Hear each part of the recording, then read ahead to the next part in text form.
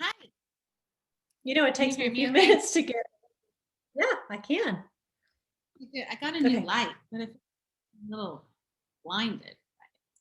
I might need to change I feel blinded too. That's a little Yeah. bit better. Is that better? Should I go brighter? Let me see. This is really bright, too bright, blinding. As long as you can read your notes, I think you look great. That's okay. I can do this. Okay. Yeah. I like your color. Thank you. Oh, sweet Brenda. Oh, hello, Brenda. Brenda knows about my crazy day. I was amazed that you got it all done. Let me see your sleeves. That beautiful. Thank you. I love it. We're wearing fall colors. I love it.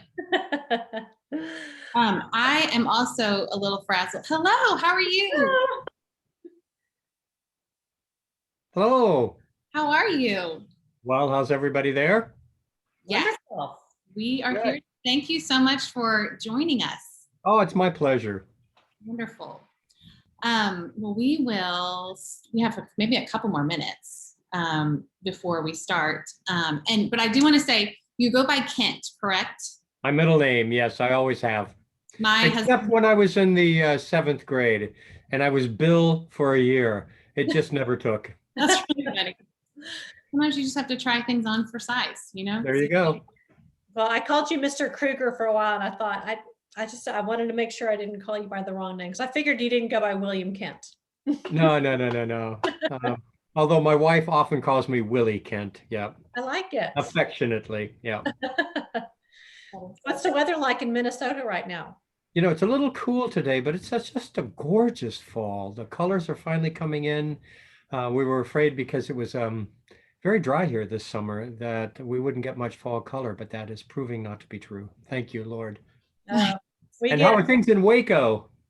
We get our fall color right around Thanksgiving. We have Thanksgiving and fall and Christmas all wrapped up in a 5-week period. So the trees are kind of shell shocked, so they just all go brown. Sometimes if we gradually get cool, then we'll have a little bit of fall. But it's in the 40s this weekend. Okay, good. Oh my goodness. I know. Well, for the lows, it'll be in the 70s during the day. Okay.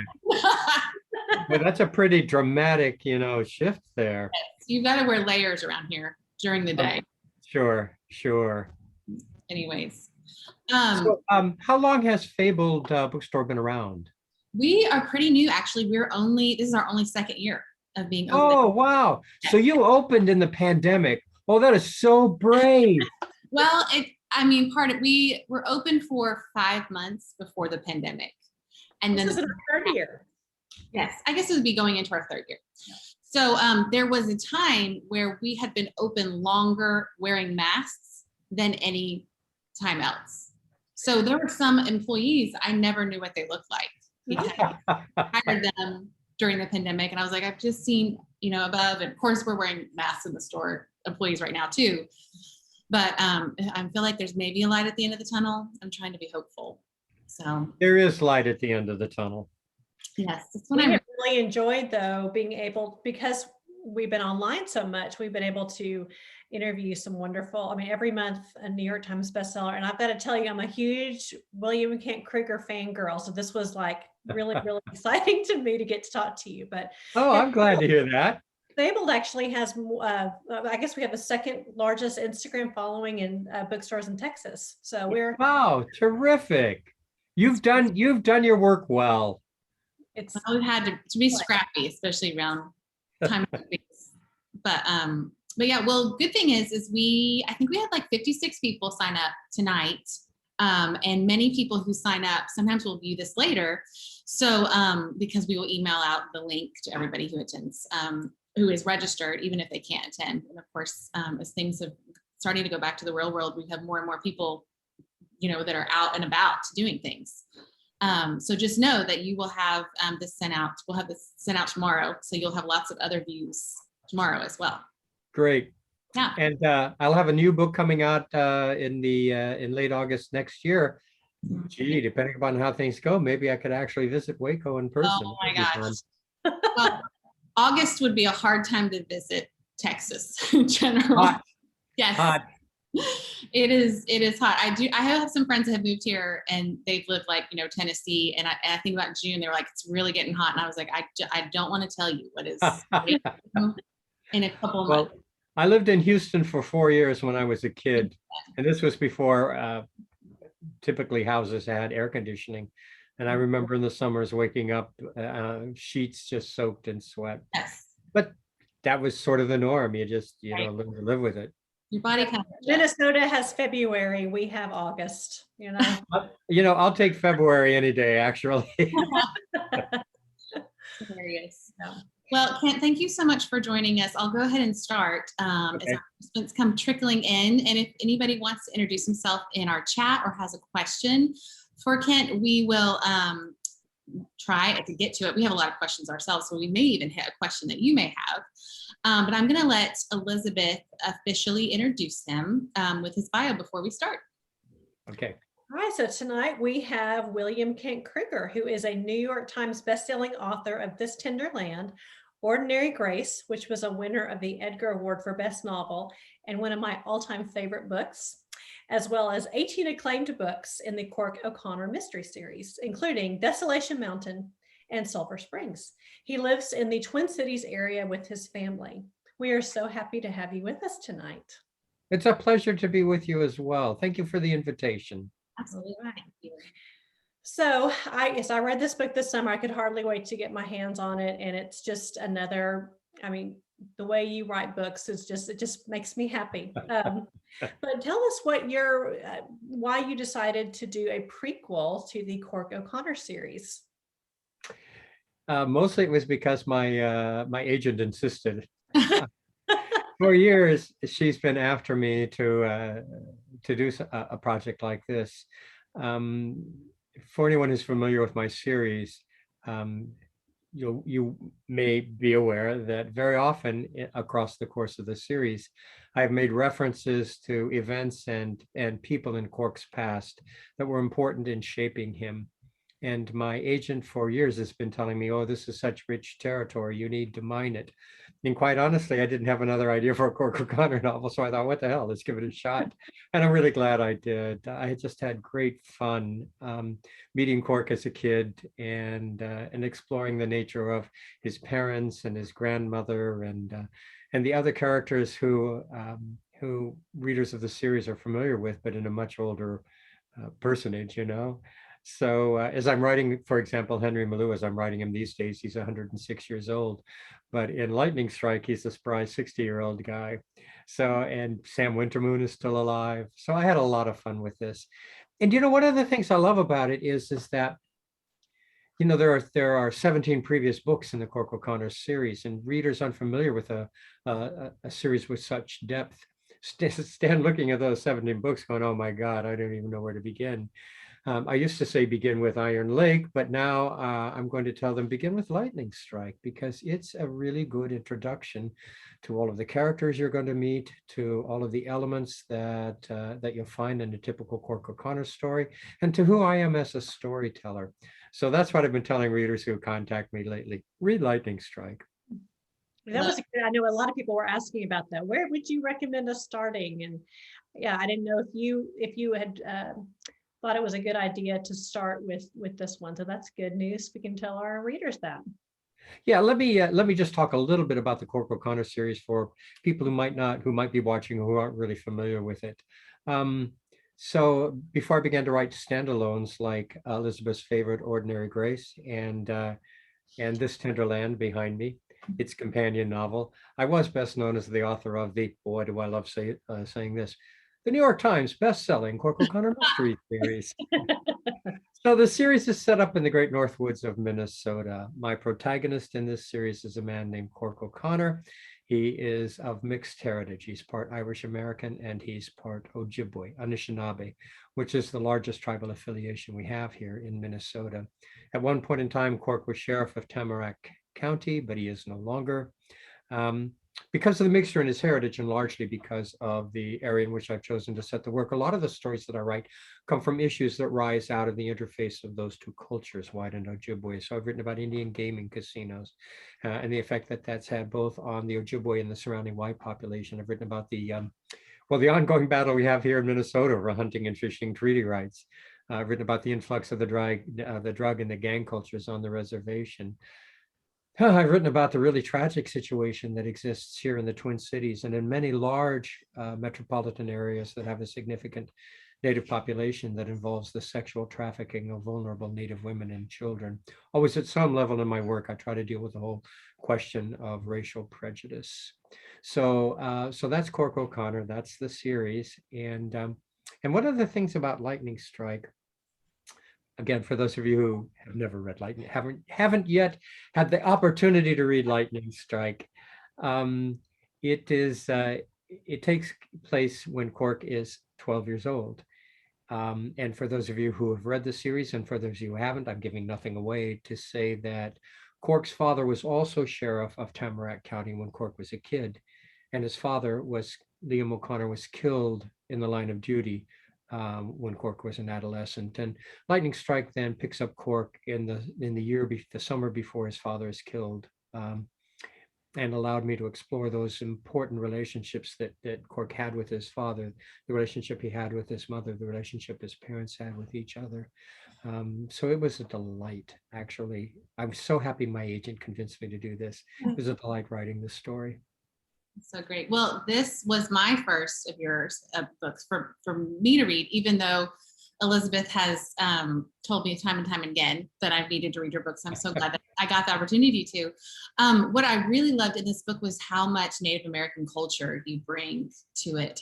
How do you, I guess, what's your research in that? And how do you bring that so vividly and accurately? I do a lot of research.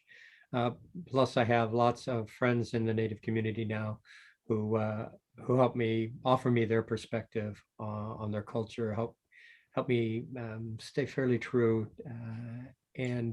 So whenever my deadlines will allow, I have at least one of my Ojibwe friends, but usually two, read the manuscript and vet it to make sure I haven't said anything that's too stupid or even worse, offensive. But when I decided I was going to include the Ojibwe as an element of the work I was going to do, at that point in time, this was a quarter of a century ago, I knew about them about as much as any white person knows about the Native cultures we live shoulder to shoulder with, which was nothing. But I was a cultural anthropology major in college, so the idea of learning about this culture, not my own, was pretty exciting. And I began in the way that all good academics begin. I began by reading. There's some great ethnographies out there, some wonderful Anishinaabe authors who write about beautifully about Ojibwe myth and ritual, and we have some great Chenab storytellers, Louise Ardrich, Jim Northrup. So I read all of their work, and when I thought I had a pretty good handle on the Ojibwe culture, I sat down and began to write the first manuscript for the series, a book called Iron Lake. And as I said, during the research, began to meet people who were in fact members of the Ojibwe community and formed these relationships that have over the years become important friendships. So that's kind of how it works. I'm still touching base with my friends in the community. I'm trying to keep abreast of issues in Indian country that might be important and that I might be able to talk about in my work. Yeah, this day and age, it seems like the Own Voices movement is so important. And have you had any issues with that, with writing about the Native American culture? Or who are your trusted sources in the community? Or have you had any blowback from that at all? You know, the whole issue of cultural appropriation is an important thing to talk about. So far, those Native readers who have bothered to contact me have been to a person complimentary in how they feel I deal with their culture. I'm sure that there are readers out there who don't feel that way, but they haven't yet contacted me. And you know, the truth is, I have no Native heritage in me at all. I have not a drop of Native blood in me. So when I sit down to write a Cork O'Connor novel, I'm painfully aware that I'm a white guy trespassing on a culture not my own, and I work very hard to get it right. But here's an email that came to me a while back. It went this way. Dear Mr. Krueger, I am the tribal librarian for the Lands Reservation, which is on the UP of Michigan.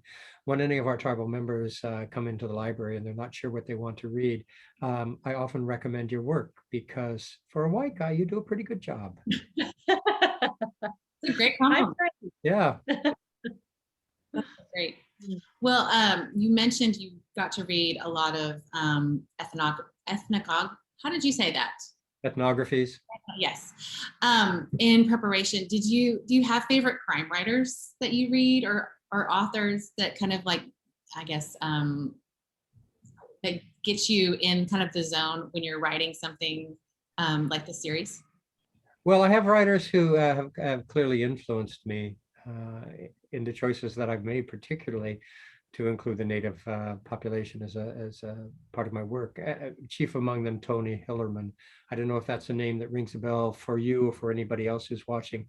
Tony Hillerman was an icon in the mystery community. He wrote a series that was set in the Four Corners area of the Southwest, and that dealt significantly with the culture of the Diné, the Navajo. And when so let me tell you how I discovered Tony Hillerman. So here's a confession coming from a mystery writer. Before I began to write mysteries, I didn't read them. My father was a high school English teacher, and he had convinced me that mysteries were the poor stepchildren of literature. So I didn't even read the Hardy Boys or Nancy Drew when I was growing up. And I had tried for years and years and years to write the great American novel without any success, as a matter of fact. Yeah, but I went through a midlife crisis in my 40s and thought, the hell with the great American novel. I want to write something somebody might actually want to read. So I looked around me to see what people read. You know what everybody reads? Everybody reads mysteries. It's a genre whose appeal cuts across all socioeconomic levels. So I decided I'm going to write a mystery. But because I knew absolutely nothing about mysteries, I had to read. And one of the first guys I stumbled across was Tony Hillerman. And I was so impressed, particularly as a student of anthropology, with how beautifully he interwove the Navajo cultural information in with the story itself. Plus, he just had this, in his work, he has this profound sense of place. And I thought, well, nobody's doing this with the Ojibwe here in Minnesota. Maybe I should give it a shot. So Tony Hillerman has definitely been a huge influence on me. I love the classic American mystery writers, chief among them Dashiell Hammett and Raymond Chandler. Nobody writes a metaphor or simile better than Raymond Chandler, a startling, new, fresh metaphor or simile. So I love his work. So definitely influenced there. Just in terms of some of the other influences that have nothing to do with mystery.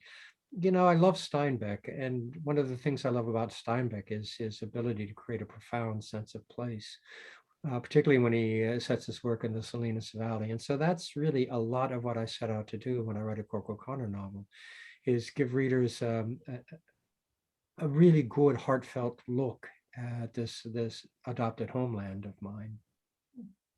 Is that Anne Hillerman's father? Yes, and Anne does really a fine job.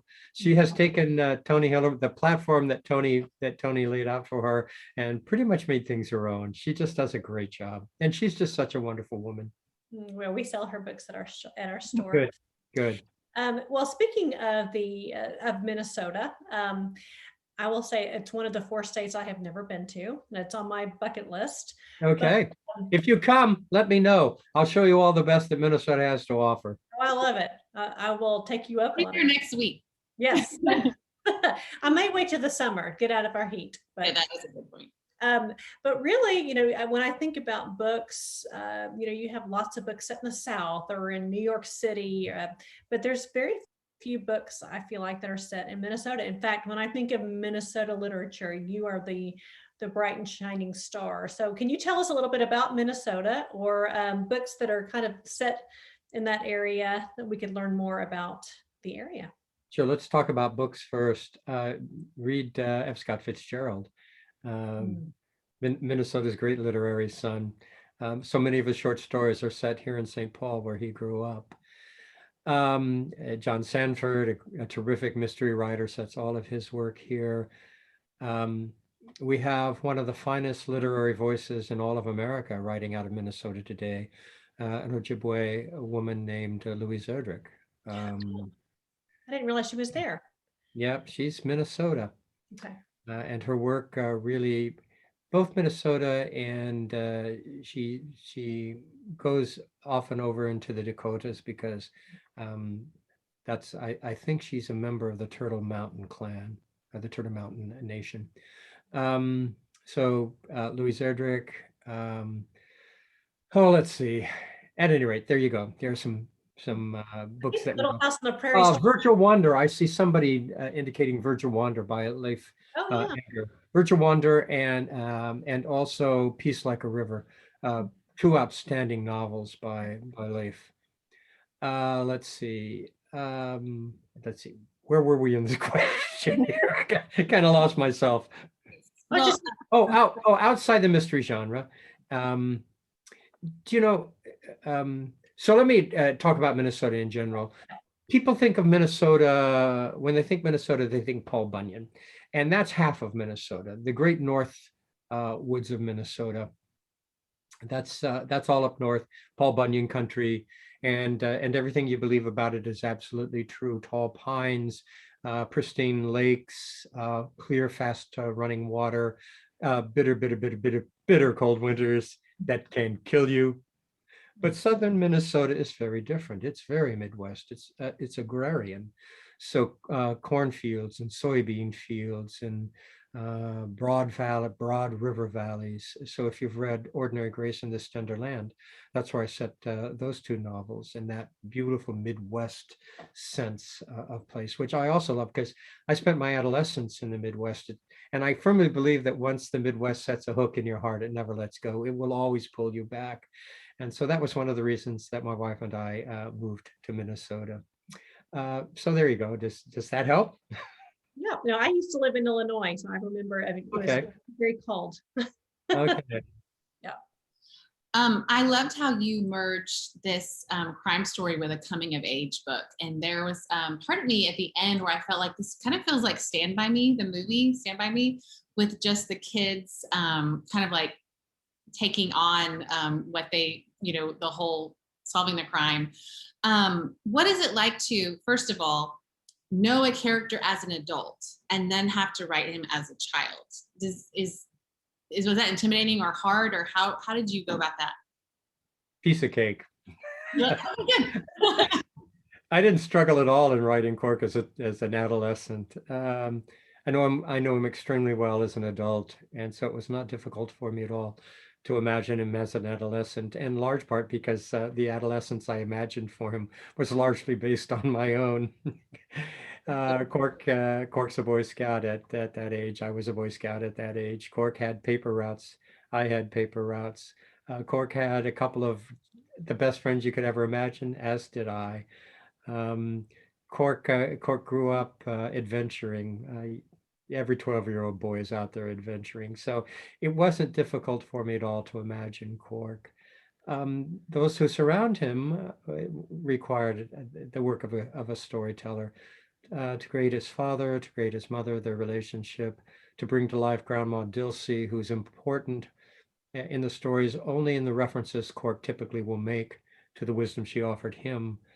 Sam Wintermoon, again, who is deceased for almost all the books of the series.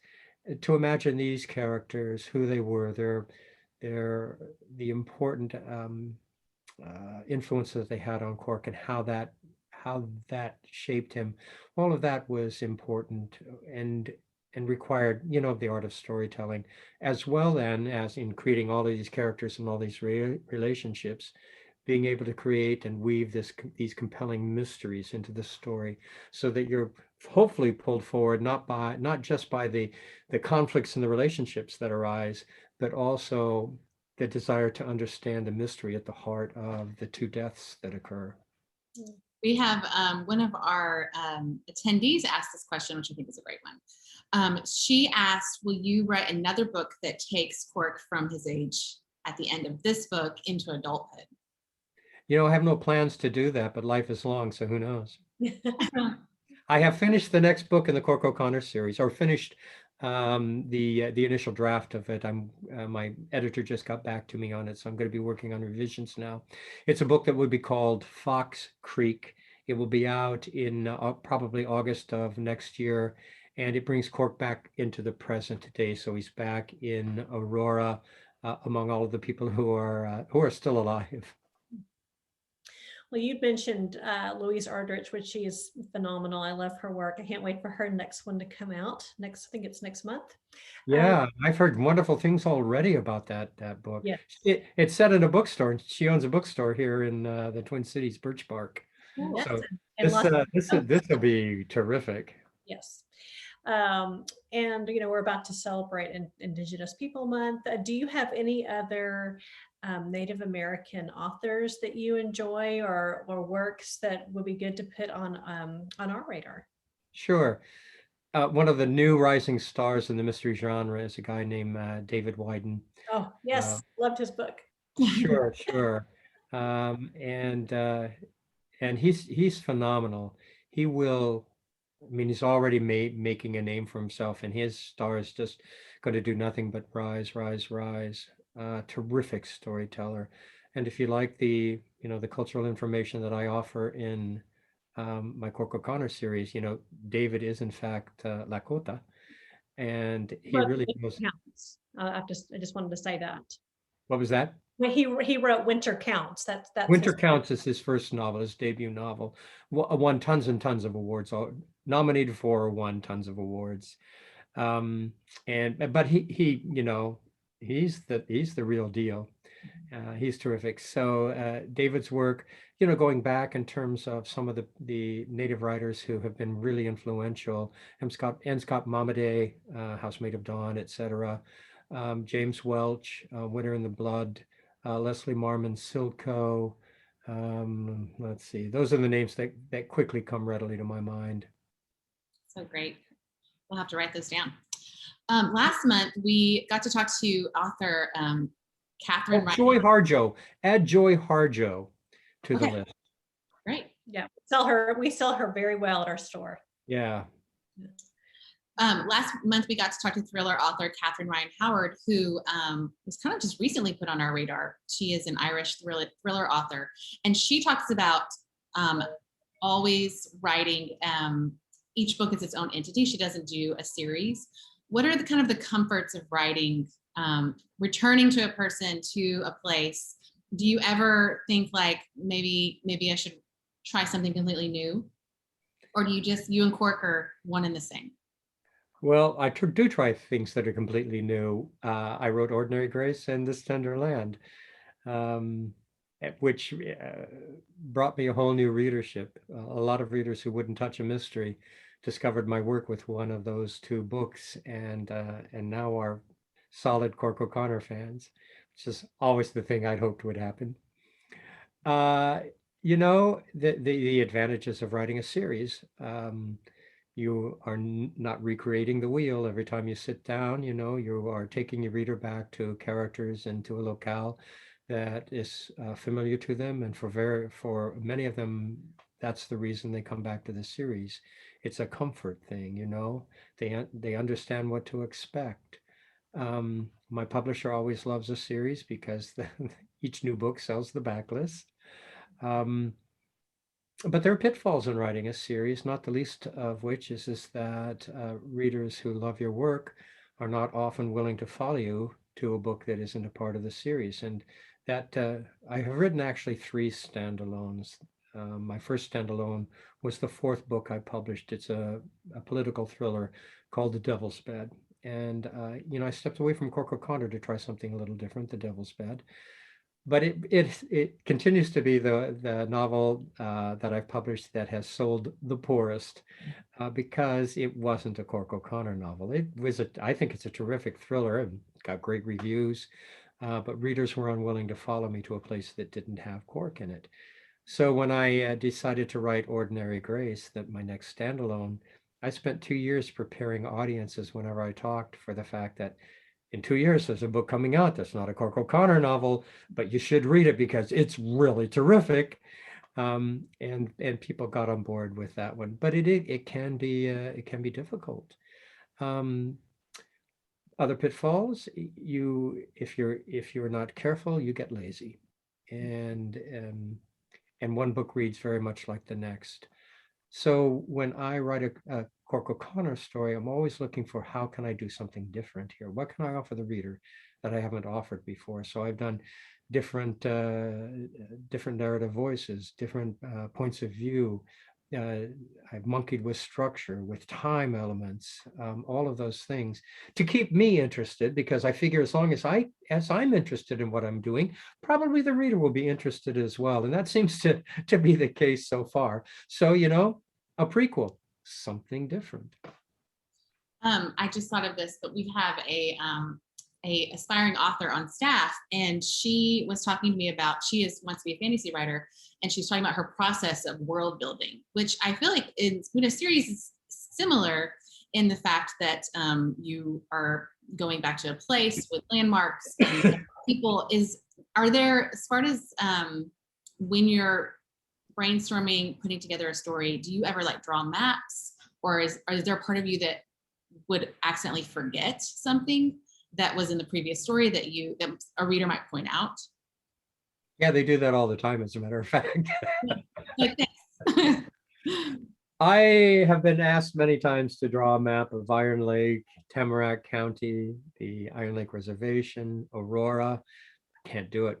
I have monkeyed with the geography of the story so many times that I'm not exactly sure where everything is either. That is hilarious. Wow. Well, we would love to know sort of your process in writing mysteries. And do you already know who done it when you start the book, or do you ever write alternate endings and then decide last minute how you're going to end it? And by the way, this is a spoiler book club, and all of our attendees know, so feel free to talk about alternative endings in this ending as well. Okay. Well, I don't do alternative endings because typically when I start the book, I know the ending. A mystery is one of the most tightly woven fabrics of storytelling. Everything depends so significantly on everything else. And I think the part of the real success of a mystery comes from the timing of the reveals. When do you deliver to the reader the clues that are going to be necessary for the reader to solve the mystery at the heart of the story? So before I ever put my fingers to the keyboard, I try as best I can to think the Cork O'Connor story through as completely as I can. At the end of that thinking process, I know how the story begins. I know how it ends. I do what, to whom, and why. I know the themes that I want to weave through the story. Very often I'll know the moments of suspense I want to write to. I know where I'm going to plant my red herrings, so that when I sit down to write, I already have the roadmap for the story in mind. In the old days, I used to actually outline on paper chapter by chapter, so I knew what each chapter would accomplish in moving the story forward. But I've been a storyteller for so long now, I don't do that. I keep the story pretty much in my head. Typically, that's how I've done it. The Cork O'Connor story, well, actually, Lightning Strike, I really didn't do it that way. I really had no idea when I began the story. I really had no idea exactly what was going to happen. And I kind of felt my way along with this one. So it took me a little longer to write Lightning Strike than some of my other stories. And the most recent novel was much the same way. So I think my process must be changing. You'll get back to us on that though, right? Yeah. Well, speaking of red herrings, I was talking to Elizabeth about this. The priest was a red herring for me, and where I think I had Spoiler alert. Yeah, spoiler alert. Watch this after you do it. You can sign off now if you haven't finished. I did say to Elizabeth, I was like, there was a real moment where I thought it was the priest, and especially the end of that last chapter when Cork said something like, he was staring in the eyes of a madman. What's it like to write red herrings? It's I just imagine there's such an art of like kind of like I guess, what Cork was doing, finding the crumbs, the breadcrumbs of leading the reader to a place and saying, well, this one's going to just, flirt with you a little bit, but it's not the real way. I mean, maybe you don't have like a real process since everything seems to be up in your head. Well, it's really fascinating to me. very often when I write the story, I do know the red herrings. I know when you're a mystery writer, part of what you understand your job is to cast the net of suspicion as broadly as you can, because it's fun for the reader as well to suspect and think, oh, okay, I'm watching for the clues that will point here or the clues that will point here. So you're trying to offer clues that will point in several different places. And hopefully the reader, you've done it in such a way that the reader is at one point or another is sure he or she knows exactly who did it. Not necessarily why, but who done it. Right. So that's part of the fun of writing a mystery is creating the red herrings. The problem with red herrings is, as a writer, is, when I know the red herrings, I'm just afraid that I have somehow signaled too soon. And so when they get there, it's not really a red herring for the reader. But so far that seems not to be the case. So yeah, the priest was a red herring. The mine owner was a red herring, the bastard. Um, uh, and so in this one, I didn't have a lot of, the net of suspicion was not cast so broadly because the whole first half was nothing but misdirection in terms of what really is going on in the story. And it's really in the second half that we begin to understand the true nature of what has occurred. And so as that begins to be revealed, red herrings are no longer really necessary. And I loved the priest as a red herring, but the priest served another purpose as well. It's part of the crumbling of all of these iconic figures that Cork has held up in his childhood. The priest, his father, these are the figures to model yourself after. And as he sees the priest crumble before him as a man, he finally sees the priest as a man who's doubtful. And then he begins to see his father as a man who doesn't have all the answers either, and just stumbling his way toward the truth. These are all part of this coming of age for Cork. And when I sell this book to our readers, I say it reminds me of a combination of a Longmire episode and the Andy Griffith Show. Somehow, I guess Cork and his dad remind me of Opie and his character. Well, I always thought Opie was one of the best characters in the whole series. A lot of wisdom came out of that kid's mouth. But I guess I was watching a couple of episodes and then I read this book and I thought, oh my goodness, he reminds me of Opie. But I loved the father-son relationship in this book. And I think so many times in literature, we find fathers and sons who are fraught with contention. And what was it like to write about a father and a son in this particular book with who have a good relationship? Yeah. I wanted to create a realistic relationship because every guy remembers that as he entered his adolescence, there was a period where conflict occurred. And that's true for most guys. I don't know if it's what it's like for women as you enter your adolescence. Do you push back against your mothers and the things that they expect you to do and want you to be, and you're trying to be your own person? It's the same for guys. And so I wanted to write about this very realistic relationship. Liam is still trying to protect his son because he feels it's his duty. And Cork is pushing back against that. He wants to be his own young man. He has his own ideals about what's true and what isn't, and they're not necessarily in line with what his father believes. And so Cork is trying to put all of that together. So I knew that there was going to be conflict in this relationship. In fact, that's what I wanted. There's a lot of conflict in this novel because it's conflict that drives great stories. But I also wanted to be the foundation for it to be this deep and abiding love that all these family members have for one another. And although Cork at one point in the story is really fearful of the division that the death of Big John Many-Deeds in particular is creating. In the end, he understands that family can survive these kinds of things because there is a spirit at the heart of every family that is the spirit of unity. At least that's my belief. The best of families. We also loved that, I guess this was set in the 60s, correct? Having early 60s? 63. Okay.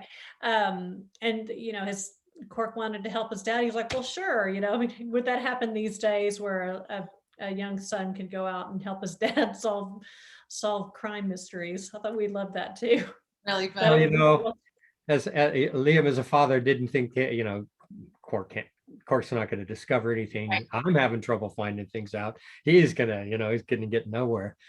But as soon as Cork starts to get somewhere and things get serious, that's when Liam pulls in the reins or attempts to pull in the reins. I also thought it was really interesting as in a crime novel that you included the spiritual aspect of Big John's death, of the things that Cork would see, and this element of other. And this is my first of yours, the books I read. Do you include that in other books, or was that important, and particularly in this book, to include? I have included elements of a world that many of us are not aware of, that's beyond the physical world, which is something that a lot of my Native friends are completely aware of, because this is the culture in which they were raised. And if you read Ordinary Grace and This Tender Land, you're going to find elements very similar in those books, because I'm a firm believer that what we see, believe we understand about this world is so tiny, so small compared to all of the magic that's available to us. So yeah, I knew that was going to be a part of it. And I also know when I do these kinds of things in a story that there are going to be readers who just can't buy it. That's okay. What can I say? Yeah, makes sense. Mm-hmm. I also wanted to include a question that one of our attendees asked as well. Is she said that you're such a fabulous storyteller. Did he tell his kids stories? Did he tell stories as a Boy Scout on campouts? When did his storytelling begin? Yeah, I wasn't necessarily a storyteller on the Boy Scout campouts, because when you're a Boy Scout, were you Girl Scouts? Yes. Yes. Okay. So, there are traditional stories, mostly ghost scary stories, that are told around Scout campfire, and we all know them and we repeat them. It's just part of the lore that goes along with scouting. But for my kids, absolutely. When my wife or I put them down, whenever my wife put the kids down when they were young, she read to them because that's what they wanted. They didn't want me to read to them. They wanted me to tell them a story, because of course I made them characters in the stories. So I had a whole series of stories with characters that were familiar to them, became familiar to them, my own creations, the House on the Moor stories. And then they always wanted me to tell those. And boy, did I love that. I love that too. So you say you're working on another Cork O'Connor book. Are you considering writing another standalone, or gonna continue? Yeah, I've started the next standalone, which will be a companion to both Ordinary Grace and This Tender Land. I've had to set it aside now as I begin to work on the revisions to the next Cork O'Connor novel. As soon as I'm finished with that, I'll return to the standalone. So I'll have Fox Creek coming out in 2022, the next book in the Cork O'Connor series. And then I think the next standalone is scheduled 2 years after that. All right. Fun. Well, Elizabeth knows what she's going to be doing as soon as the arc comes out. I know, I always love, and of course I said Ordinary Grace was a lifetime favorite, and it is. And I also dearly love This Tender Land. And I picked this book for my personal book club this weekend. So we'll be talking all about Lightning Strike all week long. So Good. Yeah, we loved it. Well, Kent, thank you so much for joining us. If you don't mind, we are going to introduce our next month's book right now. Yeah. And I Can I will, listen in? Oh, please. yes, of course. do. I hope you. Yes, we both have visuals, Elizabeth and I.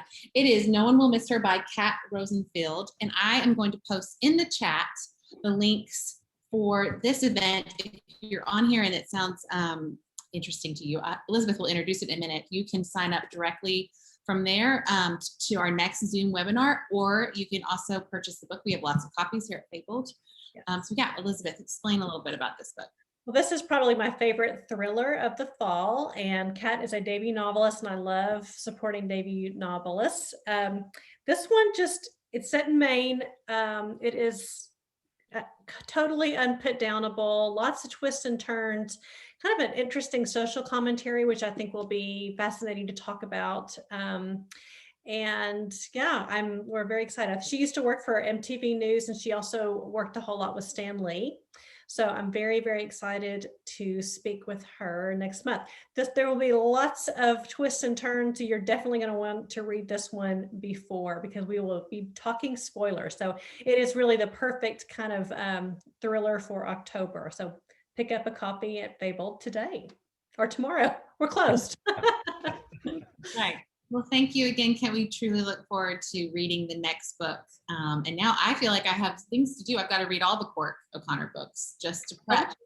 She was right. And I hope everybody watching decides they have to read all of the Cork O'Connor books, and you will of course buy them from Fabled Bookstore, right? Absolutely. So great. Well, thanks again. We appreciate it. And thank you to everybody who joined us. Yes. Good night. Take care, everyone. All right. Good night.